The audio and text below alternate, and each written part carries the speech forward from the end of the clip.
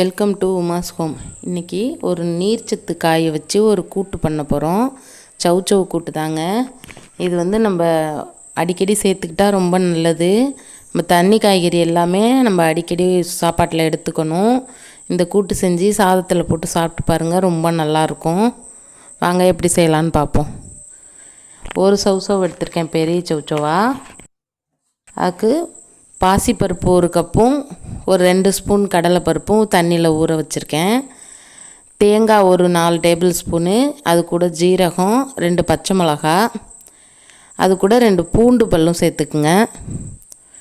நல்லா ஒரு 15 நிமிஷம் ஊற வச்சோம்னா நம்ம காய் கூட சீக்கிரம் நல்லா வெந்துடும். சவுச்சவை இந்த மாதிரி குட்டி குட்டியாக வெட்டிக்குங்க. ரொம்ப குட்டியாகவும் வெட்ட வேண்டாம், ஏன்னா அது நல்லா கரைஞ்சிரும். நம்ம குக்கரில் தான் செய்ய போகிறோம். சவுச்சவையும் பருப்பையும் அது கூடவே சேர்த்து வேக வச்சிடலாம். எங்கள் சேனலில் இப்போ தான் ஃபஸ்ட் டைம் பார்க்குறீங்கன்னா சப்ஸ்கிரைப் பண்ணிவிட்டு பாருங்கள். பக்கத்தில் இருக்க பெல் ஐக்கானை கிளிக் பண்ணி ஆல் கொடுத்துக்குங்க. சவ் பருப்பு கூடவே நம்ம மஞ்சத்தூள் கொஞ்சம் சேர்த்து வேக வச்சுக்கலாம். தண்ணி நிறையா ஊற்றிட வேண்டாம், கொஞ்சமாக ஊற்றுங்க, ஏன்னா காயிலே தண்ணி நிறையா விடும். பருப்பும் ஊற வச்சுருக்கோம்ல. இப்போ இதுக்கு தேங்காய் எண்ணெய் தாங்க நல்லாயிருக்கும். 2 குழிக்கரண்டி தேங்காய் எண்ணெய் ஊற்றிக்குவோம். இது கூட 1 ஸ்பூன் கடுகு, 1 ஸ்பூன் ஜீரகம் போட்டு தாளிச்சிக்கலாம்.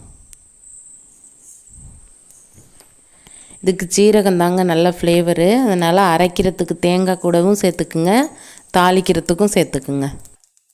வயிறு வாயெல்லாம் வேக்காலமாக இருந்து வாயெல்லாம் புண்ணாக இருந்தால் இதை செஞ்சு சாப்பிட்டோன்னா சீக்கிரமே அது குணமாகும்.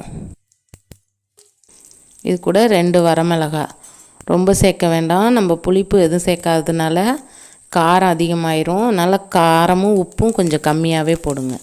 கருவேப்பிலையும் போட்டு தாளிச்சிட்டு சின்ன வெங்காயம் நல்லா குட்டி குட்டியாக வெட்டி வச்சுக்கோங்க. சின்ன வெங்காயம் சேர்த்தா ரொம்ப நல்லாயிருக்கும் பெரிய வெங்காயத்தோட. நான் ஒரு 10 சின்ன வெங்காயம் எடுத்திருக்கேன். நல்லா செவக்க வறுத்துக்கலாம். இது கூட கொஞ்சம் பெருங்காயத்தூள், தக்காளி ஒரு பழம்,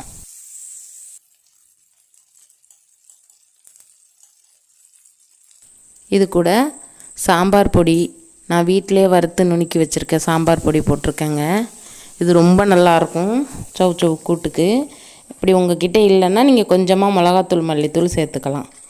அது கூட நம்ம வேக வச்ச பருப்பையும் சவ் சவையும் நம்ம சேர்த்துடலாம்.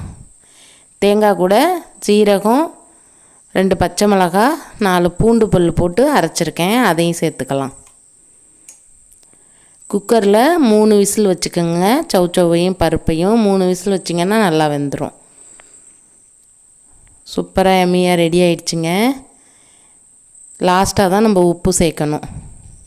இதுக்கு தேவையான அளவு உப்பு சேர்த்துக்குங்க. கூட லாஸ்ட்டாக மல்லித்தலை தூவி இறக்கிடலாம். இது ரொம்ப ரொம்ப டேஸ்ட்டாக இருக்குங்க.